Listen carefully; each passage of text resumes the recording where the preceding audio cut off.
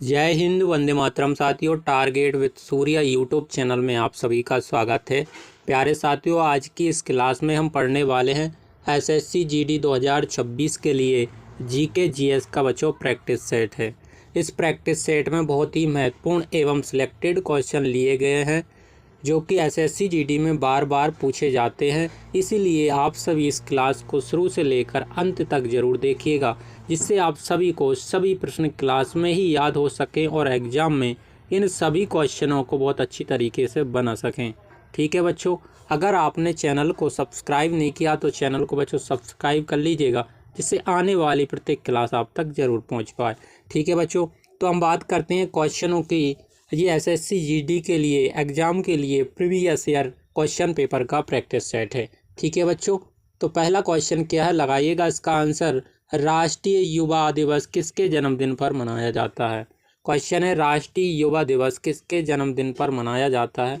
तो इसका right answer क्या हो जाएगा साथियों? इसका सही जवाब स्वामी विवेकानंद हो जाएगा। ठीक है, ऑप्शन क्या है? ए इसका सही जवाब है। हम बात करें बच्चों, स्वामी विवेकानंद जी का जन्म कब हुआ था? तो इनका जो जन्म हुआ था 12 जनवरी 1863। कितना बच्चों? 1863 को इनका क्या हुआ था? जन्म हुआ था स्वामी विवेकानंद जी का। इसीलिए 12 जनवरी को क्या मनाते हैं? राष्ट्रीय युवा दिवस मनाते हैं।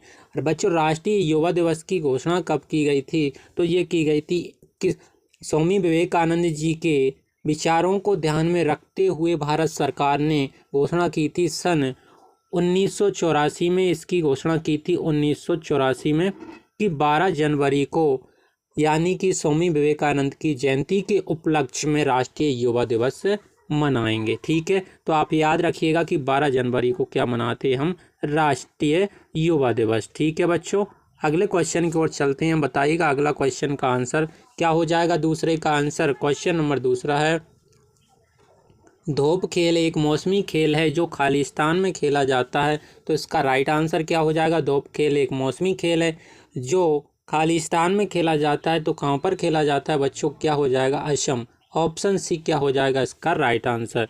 ठीक है, नेक्स्ट क्वेश्चन को देखते हैं। बताइएगा तीसरे क्वेश्चन का आंसर बच्चों क्या है? तीसरे क्वेश्चन का आंसर, भारतीय संविधान लिखने वाली संविधान सभा में कितने सदस्य थे? तो भारतीय संविधान लिखने वाली संविधान सभा में कितने सदस्य थे? इसका राइट आंसर हो जाएगा बच्चों क्या?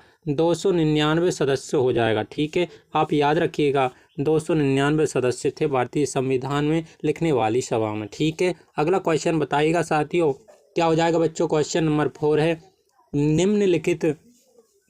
निम्नलिखित में से कौन सी नीति काम करने के अधिकार के अंतर्गत आती है? तो आप बताइए, जो निम्नलिखित में से कौन सी नीति है काम करने के अधिकार के अंतर्गत आती है? तो इसका राइट आंसर जो हो जाएगा बच्चों, महात्मा गांधी राष्ट्रीय ग्रामीण रोजगार गारंटी अधिनियम। ठीक है, ऑप्शन बी क्या हो जाएगा? इसका राइट आंसर हो जाएगा। हम बात करते हैं बच्चों, आयुष्मान भारत की शुरुआत कब हुई थी? आयुष्मान भारत की शुरुआत हुई थी बच्चों 23 सितंबर 2018 को हुई थी। आप याद रखिएगा 2018। इसके बाद हम बात करते हैं कि जो महात्मा गांधी राष्ट्रीय ग्रामीण रोजगार गारंटी अधिनियम की जो शुरुआत हुई थी बच्चों, ये कब हुई थी? तो इसकी शुरुआत 7 सितंबर 2005 को हुई थी बच्चों, याद रखिएगा 2005। ठीक है, इसी प्रकार हम बात करते हैं आगे प्रधानमंत्री उज्ज्वल योजना की शुरुआत कब हुई थी? तो इसकी शुरुआत 2016 में हुई। ठीक है, आप याद रखिएगा 2016 याद रखेंगे सभी बच्चों। ठीक है, अगला क्वेश्चन देखते हैं। बताइएगा अगला क्वेश्चन है, क्वेश्चन नंबर 5वां है बच्चों, सूर्य, नदी और तालाबों की पूजा से जुड़ा त्योहार कौन सा है? किस बच्चों? सूर्य, नदी और तालाबों की पूजा से जुड़ा कौन सा त्योहार है? तो आप सभी बच्चे जानते हैं कि दीपावली नहीं हो सकता और मकर संक्रांति नहीं हो सकता, तीज नहीं हो सकता। इसका राइट आंसर छठ हो जाएगा बच्चों, जो कि सूर्य, नदी और तालाबों की पूजा से जुड़ा है। ठीक है, अगला क्वेश्चन का आंसर बताइएगा साथियों। क्वेश्चन नंबर है 6, क्वेश्चन नंबर 6वां है बच्चों, सितारों की जगमगाहट का कारण खालिस्तान है। तो जो सितारों की जगमगाहट का कारण है वह क्या है बच्चों? क्या वायुमंडलीय प्रतिबिंब हो जाएगा, या प्रकाश का विखराव हो जाएगा, या आरंभिक प्रतिबिंब हो जाएगा? इसका राइट आंसर हो जाएगा साथियों वायुमंडलीय अपवर्तन। ठीक है, ऑप्शन ए क्या हो जाएगा? Right answer. नेक्स्ट क्वेश्चन की ओर चलते हैं, बताइएगा। अगला क्वेश्चन नंबर 7वां है। 7वां क्वेश्चन है, भारत के अधिकांश शास्त्रीय नृत्य 3 मुख्य पहलुओं को मिलते हैं, भाव, राग और खालिस्तान। तो आप बताइए आगे क्या हो जाएगा। इसका सही जवाब जो हो जाएगा बच्चों, भाव, राग और ताल। ऑप्शन ए क्या हो जाएगा राइट आंसर। तो खालिस्तान में हम क्या भर देंगे, ताल।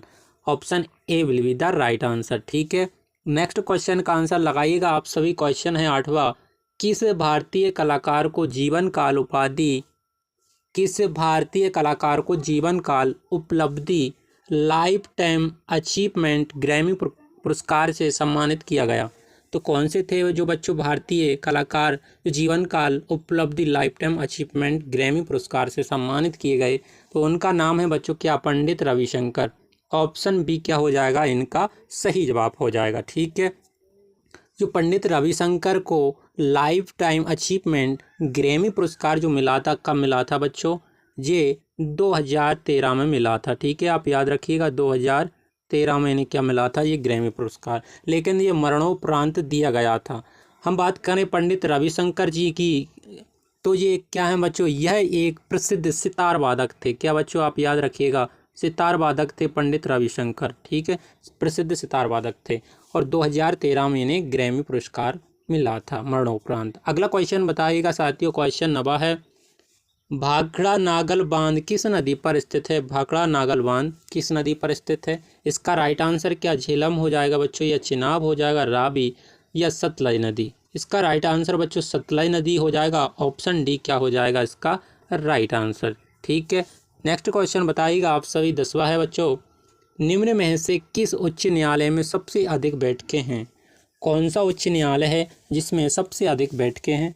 तो आप बताइएगा, क्या बच्चों गुवाहाटी का हो जाएगा, या कोलकाता का हो जाएगा, या मुंबई का हो जाएगा, या इलाहाबाद का हो जाएगा। तो इसका राइट आंसर जो हो जाएगा गुवाहाटी का, गुवाहाटी उच्च न्यायालय, जिसमें क्या हुई बच्चों सबसे अधिक क्या हुई थी, बैठकें हुई थी। गुवाहाटी का, गुवाहाटी उच्च न्यायालय। ऑप्शन नंबर ए क्या हो जाएगा राइट आंसर।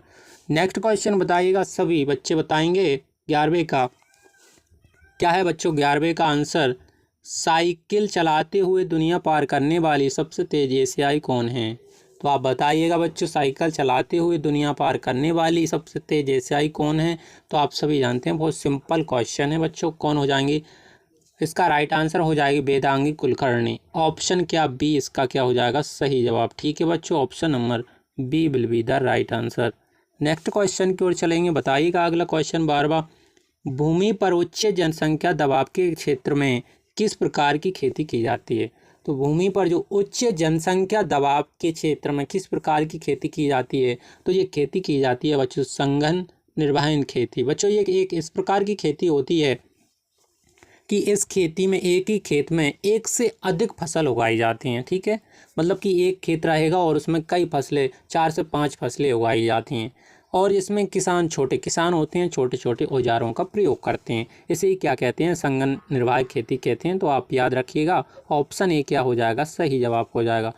नेक्स्ट क्वेश्चन बताइएगा साथियों 13वां है, पीयूष ग्रंथि द्वारा किस किस हार्मोन का स्राव किया जाता है। तो आप बताइएगा पीयूष ग्रंथि द्वारा किस हार्मोन का स्राव किया जाता है। तो इसका राइट आंसर ऑप्शन डी हो जाएगा साथियों, ग्रोथ हार्मोन। ग्रोथ हार्मोन इसका राइट आंसर हो जाएगा। ठीक है बच्चों, अगला क्वेश्चन बताइएगा। अगला क्वेश्चन क्या है, क्वेश्चन क्या है बताइए, केंद्रीय सामाजिक कल्याण मंडल के संस्थापक अध्यक्ष कौन थे।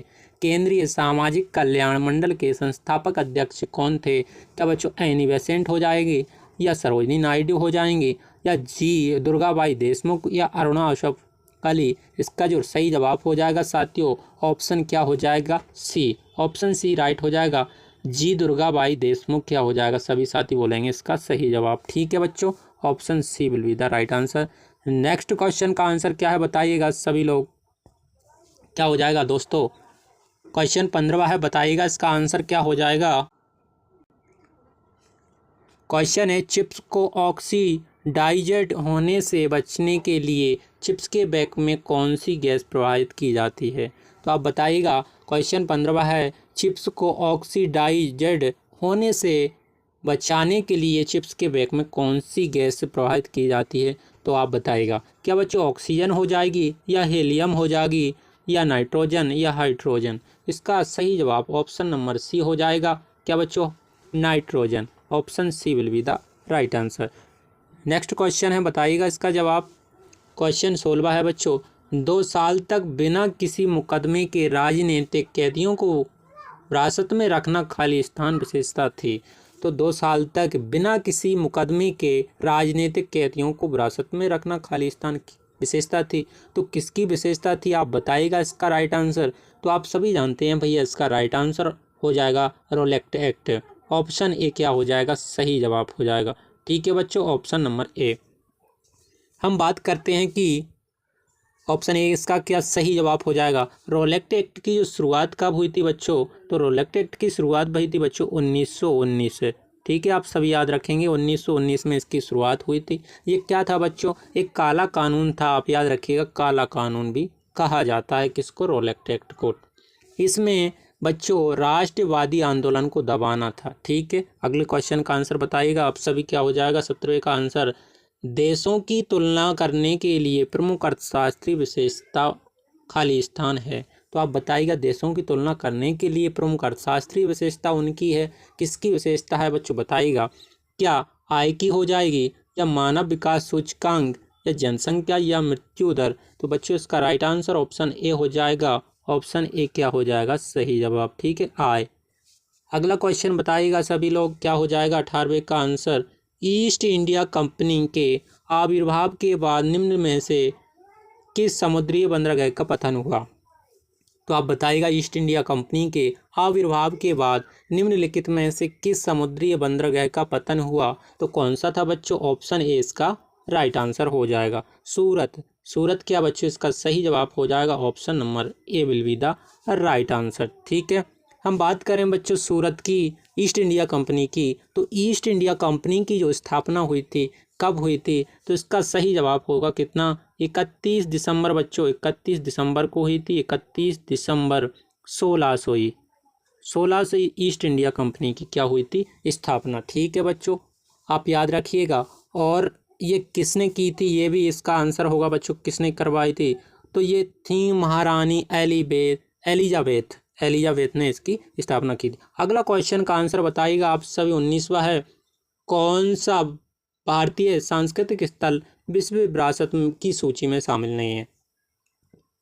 इसका आंसर बताइएगा, कौन सा भारतीय सांस्कृतिक स्थल विश्व विरासत की सूची में सम्मिलित नहीं है? तो इसका राइट आंसर हो जाएगा क्या? Option B. Option B, Jama Masjid जो है बच्चों विश्व विरासत की सूची में नहीं है।